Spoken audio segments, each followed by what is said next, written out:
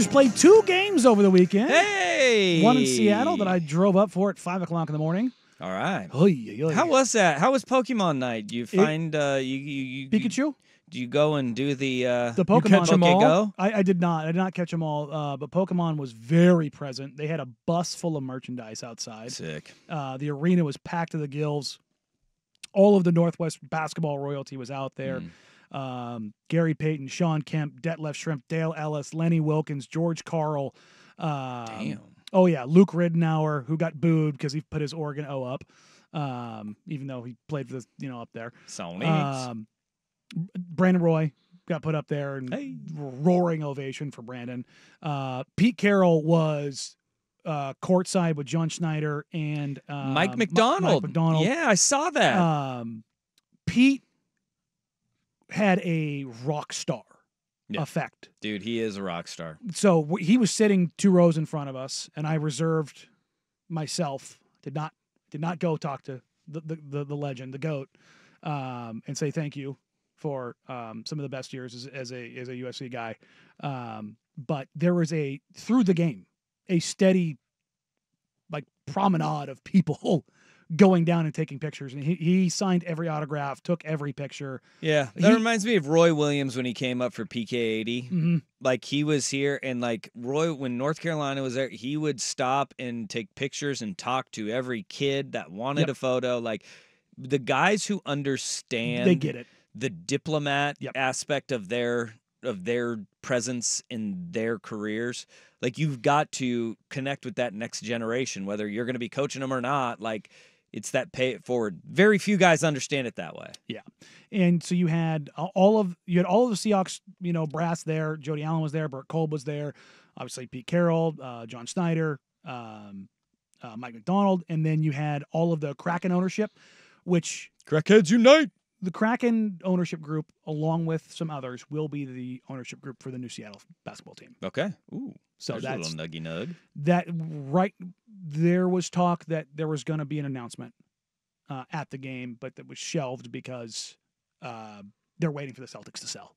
Oh, they're waiting for I thought it was LeBron to retire so they can announce Vegas and Seattle at the same time. Well, that's what they're kind of sorting through, because it sounds like Jeff Bezos might end up being the buyer for the Celtics, which is a little interesting. Wow. Yeah. Because Fenway Sports Group obviously has interest because Fenway, but that would mean that they would get the Vegas franchise. All right. So, well, there we go. But I think you're going to hear some announcements. By the way, LeBron is part of the Fenway Group. Yes. Yep. Which he would have to divest if he wanted to be part of the Vegas ownership group that if Fenway got the Celtics. Okay. Spent all that time not talking about the Blazers. Blazers played up in Seattle against the Clippers. Looked okay at times. They looked shorthanded because they were shorthanded, right? They were, yeah. Anthony Simons did not play. Shaden Sharp did not play. Robert Williams III did not play. Denny Avdia because of Yom Kippur. And then you had No Matisse Thybulle because of a knee. I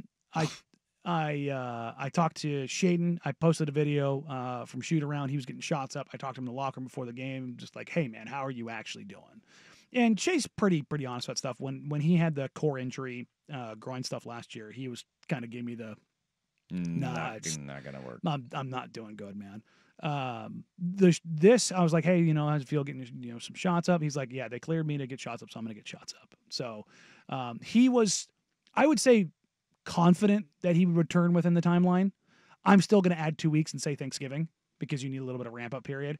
But he does feel pretty comfortable. Like I think he's going to be fine. Anthony Simons, if this was a regular season game, he would play. I've already seen like 1 million people text or DM or tweet or reply to comments on YouTube about, do you think that the Blazers are shopping him? No. If they were going to shop him, they would have shopped him this summer. They had those discussions. Preseason's when we're going to do it. Yeah, Ant rolled his freaking ankle. And I don't know if you've noticed, Scoot Henderson has been awful.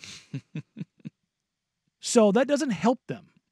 It's not good. So to be blunt, Scoot was horrendous in Seattle. There was not a redemptive thing about that game. He was sloppy with the ball. His finishing was awful. His decision-making was awful.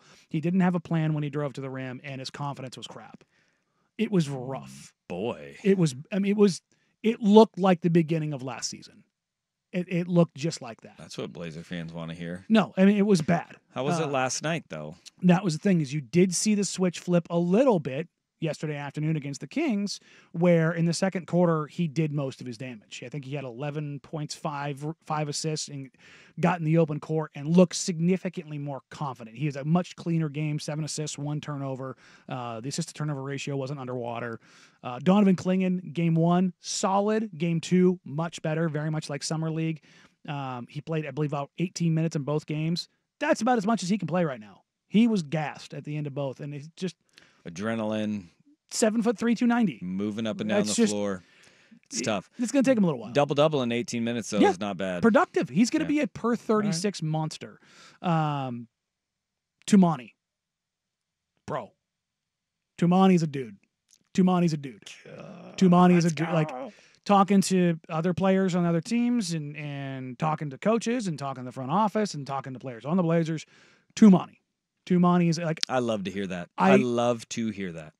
I think I have settled on, while Shaden is hurt, I would rather Scoot come off the bench and they start a massive lineup and they go Ant, 2, Denny, JG, DA. I think I want 2 to start the 2.